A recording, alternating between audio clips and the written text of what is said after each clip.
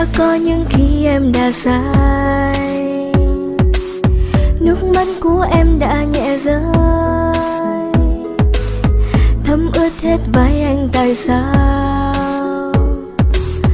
Có lẽ bởi em đã làm anh không vui, cũng vì anh đã không lắng nghe những khi em buồn, để em vội vàng bước đi lạnh lùng.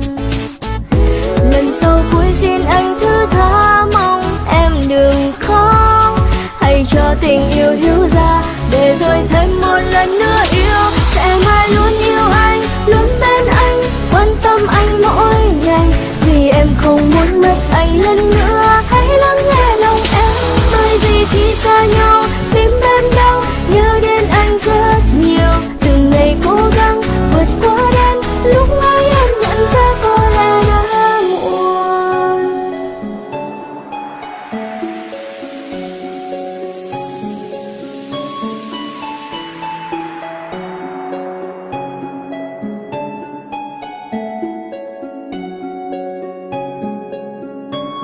Hey, hey, hey, hey, yo. Xin anh, hãy nghe em nói rồi chỉ một lần để yêu và xin anh, hãy cho em qua đau trái tim anh thật nhiều. Có bao giờ anh sẽ tha thứ chưa? Hay là anh đã không yêu em nhiều nữa?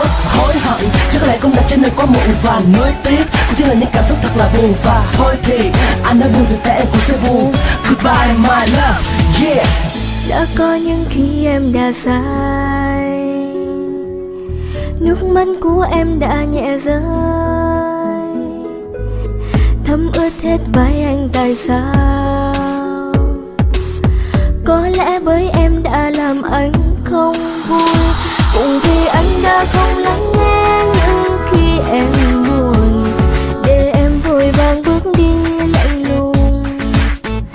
Lần sau cuối xin anh thứ tha, mong em đừng khóc, hãy cho tình yêu hiểu ra, để rồi thêm một lần nữa yêu. Sẽ mãi luôn yêu anh, luôn bên anh, quan tâm anh mỗi ngày, vì em không muốn mất anh lần nữa. Hãy lắng nghe lòng em, bởi vì khi xa nhau tim em đau, nhớ đến anh rất nhiều. Từng ngày cố gắng vượt qua đêm, lúc ấy em nhận ra có lẽ đã muộn. Sẽ mãi luôn yêu anh, luôn bên anh, quan tâm anh mỗi ngày, vì em không muốn mất anh lần nữa.